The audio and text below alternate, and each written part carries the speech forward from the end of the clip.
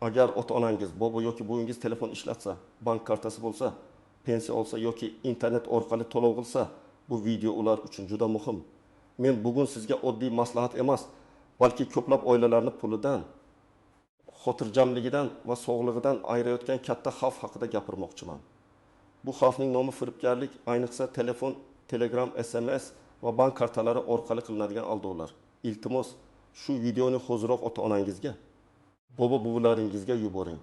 Chunki firibgarlar ko'pincha aynan yoshi kattalar, ishonuvchan odamlar va texnikani yaxshi bilmaydigan insonlarni nishonga oladi. Kanalga obuna bo'ling, videoga like bosing.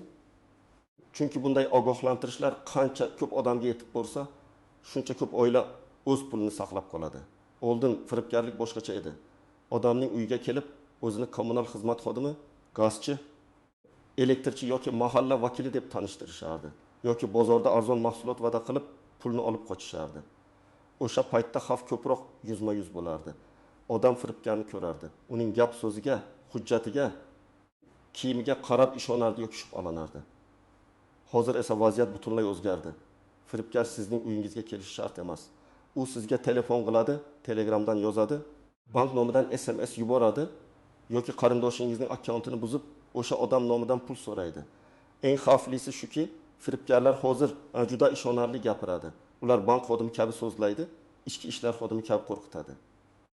Shifokor kabi achintiradi, hatto farzandingiz yoki nabirangiz ovoziga o'xshatib gapirishga harakat qiladi. Men ekspert sifatida shuni aniq aytaman.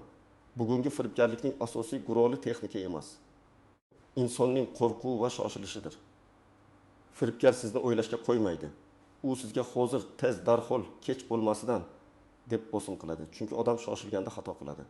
Ayniqsa ota-onalar farzandi xavfda degan gapni eshitsa, o'ylamay harakat qilishi mumkin. Bobo-buvlar esa kartangiz bloklanadi, pensiyangiz to'xtaydi, jarima yoziladi degan gaplardan qo'rqib qolishi mumkin. Eng birinchi va eng muhim qoida. Bank xodimi hech qachon sizdan SMS kodini so'ramaydi. Hech qachon bu gapni ota-onangizga bir necha marta ayting. SMS kod bu kalit. Uy kalitini begona odamga bermaganingiz kabi. SMS kodini ham hech kimga aytish mumkin emas. Firibgar, men bankdanman, kartangizdan shubhali pul yechilyapti. Hozir kodni ayting, to'xtatamiz deyishi mumkin. Aslida esa u kodni olib sizning kartangizdagi pulni yechib oladi. Masalan, Toshkentda yashaydigan pensioner ayolga telefon qilishadi. Opajon, kartangizdan 3 million so'm yechilmoqchi. Biz bank xavfsizlik bo'limidanmiz deyshadi. Ayol qo'rqib ketadi. Firibgar unga sizga SMS keldi. O'sha kodni aytsangiz, operatsiyani bekor qilamiz deydi. Ayol kodni aytadi. Bir necha daqiqa ichida kartasidagi 2 million 800 ming so'm yechib olinadi. Ayol bankka borganda esa pul allaqachon boshqa hisobga o'tib ketgan bo'ladi. Bu yerda bank emas, aynan kodni aytgan odam zarar ko'radi. Ikkinchi xavfli usul, qarindoshingiz avariyaga uchradi yoki farzandingiz militsiyada degan qo'ng'iroqlar. Bu usul yillar davomida bor, lekin hozir yanada ko'paygan. Firibgar kechasi yoki erta tongda qo'ng'iroq qiladi. Odam uyqudan uyg'ongan, miyasi hali to'liq ishlamayotgan bo'ladi. O'g'lingiz odam urib yubordi. Hozir masalani yopish uchun pul kerak deyshadi. Ba'zida fonda yig'layotgan odam ovozini qo'yishadi. Ota-ona qo'rqib, darhol pul tayyorlaydi. Bunday vaziyatda men doim bitta narsani aytaman. Birinchi ish telefonini qo'yish va o'sha qarindoshning o'ziga qo'ng'iroq qilish. Agar o'g'lingiz haqida gapirishsa, o'g'lingizga telefon qiling. Javob bermasa, keliniga, do'stiga, ish joyiga qo'ng'iroq qiling. Hech qachon begona odam aytgan raqamga pul o'tkazmang. Haqiqiy ichki ishlar xodimi telefon orqali kartaga pul tashlang demaydi. Haqiqiy shifokor operatsiya uchun hozir karta raqamiga pul yuboring deb qo'rqitmaydi. Uchinchi usul, Telegram akkauntlarini buzib, tanish odam nomidan pul so'rash. Masalan, sizga opangiz, do'stingiz yoki nabirangiz nomidan xabar keladi. Iltimos, zudlik bilan 1 million so'm tashlab tur, kechqurun qaytaraman. Ko'p odamlar ishonadi. Chunki xabar tanish profil rasmidan kelgan bo'ladi. Lekin aslida akkaunt buzilgan bo'lishi mumkin. Men har doim shunday maslahat beraman. Pul yuborishdan oldin ovozli qo'ng'iroq qiling. Bu haqiqatan senmisan deb so'rang. Agar odam faqat yozsa, qo'ng'iroqdan qochsa, bu juda katta shubha. 4-usul soxta yutuqlar va aksiyalar. Siz telefon yutdingiz, pensiya yoshdagilar uchun yordam puli chiqdi. Davlatdan kompensatsiya olasiz. Anketani to'ldiring degan xabarlar keladi, keyin havola beradi. Odam havolaga kiradi, karta raqamini, amal qilish muddatini, SMS kodini kiritadi. Natijada pulidan ayriladi. Haqiqiy davlat yordami yoki bank aksiyasi sizdan SMS kod so'ramaydi. Davlat idorasi sizga Telegram orqali g'alati havola yuborib, kartangizning barcha ma'lumotlarini kiritishni talab qilmaydi. Men bu yerda faqat yoshi kattalarni emas, hammani ogohlantiryapman. Lekin ayniqsa 3 guruh odam ehtiyot bo'lish kerak. Birinchi guruh pensiya yoki nafaqa oladiganlar. Chunki firibgarlar ularning kartasida har oy ma'lum kunda pul tushishini biladi. Ikkinchi guruh bank ilovalaridan foydalanishni yaxshi bilmaydigan, lekin kartasi bor odamlar. Uchinchi guruh farzandlari boshqa shaharda yoki chet elda ishlaydigan ota-onalar. Chunki firibgarlar aynan farzandingiz muammoga tushdi degan gap bilan bosim qiladi. Masalan, farzandi Rossiyada ishlaydigan otaga qo'ng'iroq qilib, o'g'lingiz hujjat muammosiga tushdi. Depot bo'lmasligi uchun tez pul kerak deyishlari mumkin. Ota o'g'li bilan gaplashmasdan pul yuboradi. Keyin bilsa, o'g'li ishda yurgan, hech qanday muammo bo'lmagan. Bu holatda zarar faqat pul bilan tugamaydi. Ota-ona stress oladi. Qon bosimi ko'tariladi, uyda janjal bo'ladi, o'zini aybdor his qiladi. Firibgarlikning eng og'ir tomoni ham shu. U odamning ruhiyatini sindiradi. Yana bir misol, bu uyga sizga bepul dori-darmon beriladi. Faqat ro'yxatdan o'tish uchun karta ma'lumotlarini ayting deyshadi. Bular ko'pincha salomatlik haqida gap ketsa ishonadi. Chunki doriga pul ketadi, yordam kerak bo'ladi. Firibgar esa aynan shu ehtiyojdan foydalanadi. Agar rostdan ham dori yoki yordam bo'lsa, buni poliklinika, mahalla yoki rasmiy tashkilot orqali tekshirish mumkin. Telefon qilgan noma'lum odam orqali emas. Agar siz bank qoidalarini yaxshi bilsangiz. SMS kodni hech kimga aytmasangiz, begona havolalarga kirmasangiz, pul yuborishdan oldin albatta qo'ng'iroq qilib tekshirsangiz, xavf ancha kamayadi. Lekin men aldanmayman deb mutlaqo xotirjam bo'lish ham noto'g'ri. Chunki firibgarlar faqat bilimsiz odamni emas, charchagan, shoshilgan, qo'rqib qolgan odamni ham aldaydi. Ko'p hollarda firibgarlik odamning aqlsizligidan emas, vaziyatning keskinligidan sodir bo'ladi. Masalan, odam ishda band. Telefon jiringlaydi, kartangiz bloklanadi deyshadi. U bank ilovasiga kira olmaydi. Vaqt yo'q. Yonida maslahat so'raydigan odam yo'q. Shunda hatto tajribali odam ham xato qilishi mumkin. Shuning uchun har bir oilada oldindan kelishilgan qoida bo'lishi kerak. Pul, kod, karta, hujjat va qarindoshning muammosi haqida gap ketsa, darhol to'xtash, tekshirish va maslahatlashish kerak. Ba'zi odamlar bank xodimi qo'ng'iroq qilishi mumkin-ku deydi. Ha, bank ayrim holatlarda mijozga qo'ng'iroq qilishi mumkin. Masalan, kredit to'lovi, karta xizmati yoki umumiy ma'lumot uchun. Lekin bank xodimi sizdan parol, SMS kod, PIN kod, kartaning orqa tomonidagi 3 xonali kodni so'rasa, bu allaqachon xavf belgisi. Bank xodimi sizga hozir telefoningizga dastur o'rnating, men yordam beraman desa ham ehtiyot bo'ling. Ayniqsa Anydesk, TeamViewer yoki shunga o'xshash masofadan boshqarish dasturlarini o'rnatishni so'rashsa, darhol rad eting. Chunki bunday dastur orqali firibgar telefoningizni ko'rib, bank ilovangizga kirishi mumkin. Yana bir nozik jihat bor. Firibgarlar ba'zan haqiqiy raqamga o'xshash raqamlardan qo'ng'iroq qiladi. Raqam boshida bank yoki davlat idorasiga o'xshash ko'rinishi mumkin. Lekin raqamning o'xshashi ishonch degani emas. Hozir texnik usullar bilan raqamni yashirish yoki boshqa ko'rinishda chiqarish holatlari ham bor. Shuning uchun sizga kim qo'ng'iroq qilgandan qat'i nazar shubhali gap bo'lsa, telefonni qo'ying va bankning rasmiy raqamiga o'zingiz qo'ng'iroq qiling. Yana bir istisno, qarindosh rostdan ham pul so'rashi mumkin. Hayotda shunday vaziyatlar bo'ladi. Lekin hatto o'z farzandingiz yozgan bo'lsa ham pul yuborishdan oldin ovozini eshiting. Agar ovozli xabar yuborsa ham baribir oddiy savol bering. Kecha nima haqida gaplashgandik? Onangning tug'ilgan kuni qachon? Uyimizdagi eski itimizning nomi nima edi? Firibgar bunday shaxsiy savollarga javob bera olmaydi. Eng katta xatolardan biri, men faqat karta raqamini berdim, xavf yo'q deb o'ylash. Karta raqamini bilishning o'zi ba'zan pul yechish uchun yetarli bo'lmasligi mumkin. Lekin u firibgarga keyingi bosqich uchun ma'lumot beradi. U sizga yanada ishonarli gapirishni boshlaydi. Mana kartangiz oxiri falon raqam bilan tugaydi deb aytadi. Siz esa demak bu bankdan ekan deb ishonib qolishingiz mumkin. Ikkinchi xato, telefonni boshqa odamga berib qo'yish. Ba'zi firibgarlar telefonni qo'lingizdan qo'ymang, liniyada bo'ling, bankka bormang, hech kimga aytmang deydi. Bu juda katta xavf belgisi. Nega ular sizga hech kimga aytmaslikni buyuradi?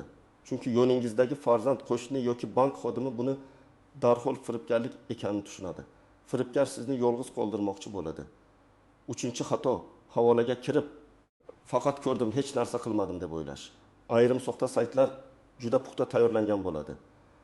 Bank saytiga, davlat xizmati saytiga yoki mashhur do'kon saytiga o'xshaydi. Siz ma'lumot kiritmasangiz ham. Keyin qayta xabarlar kelishi mumkin. Shuning uchun noma'lum havolani umuman ochmaslik yaxshi.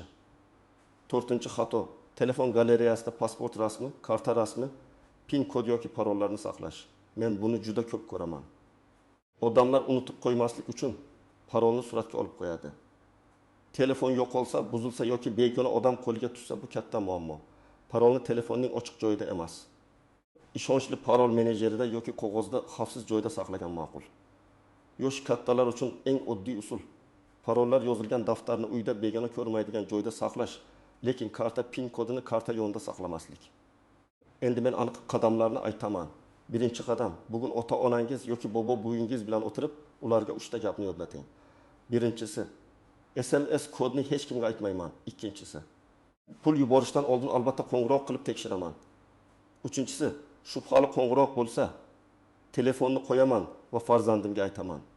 Bu 3 qoida ko'plab firibgarliklarning oldini oladi. Ikkinchi qadam, telefonlarda bank ilovasi bo'lsa, uni tekshiring. Parol juda oddiy bo'lmasin. Tug'ilgan yil, 4 marta bir xil raqam, 1234 kabi parollar xavfli. Agar imkon bo'lsa, biometrik himoya. Ya'ni barmoq izi yoki yuz orqali kirishni yo'qing. Lekin telefonni ham parolsiz qoldirmang. Telefon ochiq bo'lsa, bank ilovasi ham xavf ostida bo'ladi. 3-qadam, Telegram va boshqa messenjerlarda 2 bosqichli himoyani yo'qing. Bu juda muhim. Ko'p akkauntlar aynan himoya yo'qligi sababli buziladi. Telegramda sozlamalarga kirib, maxfiylik va xavfsizlik bo'limidan 2 bosqichli parol qo'yish mumkin. Parolni farzandlar bilishi mumkin, lekin begona odam bilmasligi kerak. 4-qadam, oilaviy kod so'zini kelishib oling. Masalan, agar kimdir telefon qilib men falonchiman, pul kerak desa, u odam oilaviy kod so'zini aytish kerak. Bu so'z oddiy. Lekin begona bilmaydigan bo'lsin. Masalan, eski hovlingiz nomi, bolalikdagi laqab yoki faqat oilangiz biladigan voqea. Bu juda sodda usul, lekin favqulodda vaziyatlarda juda foydali. 5-qadam. Shubhali holatda qayerga murojaat qilishni oldindan yozib qo'ying. Bank kartasi bilan muammo bo'lsa, bankning rasmiy raqamiga qo'ng'iroq qiling. Raqamni Google yoki Telegramdagi noma'lum xabardan emas, kartaning orqa tomonidan. Bankning rasmiy saytidan yoki bank ilovasidan oling. Agar pul yechilgan bo'lsa, darhol bankka qo'ng'iroq qilib kartani bloklashni so'rang. Keyin ichki ishlar organlariga ariza bering. Arizada qo'ng'iroq qilingan raqam, SMS kelgan vaqt, pul o'tgan karta yoki hisob raqami, yozishmalar skrinshoti, chek va bank operatsiyasi ma'lumotlarini ko'rsating. 6-qadam, ota-onangizga noma'lum odam bilan uzoq gaplashmaslikni o'rgating. Firibgar qancha uzoq gaplashsa, odamni shuncha ko'proq ishontiradi. Shuning uchun eng yaxshi javob: men bu masalani farzandim bilan maslahatlashaman deb telefonni qo'yish.